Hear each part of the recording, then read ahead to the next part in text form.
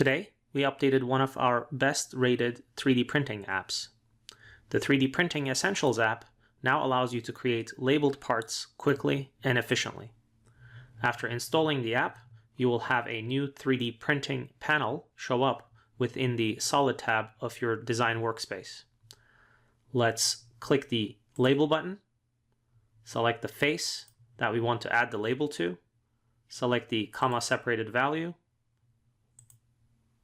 After clicking OK, you will see a preview of the label. You will be able to either join the label or cut the label away from the part. You can control the extrusion distance. You can also choose to arrange the newly generated components in one of three axes, X, Y, or Z, or you can keep it in the same location. In this demonstration, I'll show how to generate them in X with a component spacing of 10 millimeters.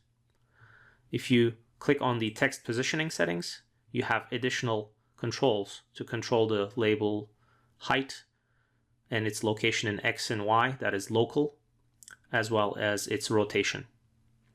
You can also flip the label horizontally or vertically if necessary. After pressing OK, Fusion will generate multiple components. It will name them by adding the label text next to the component name.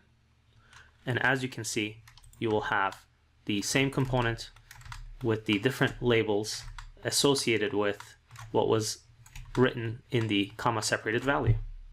Using this tool, you can generate your labeled components efficiently.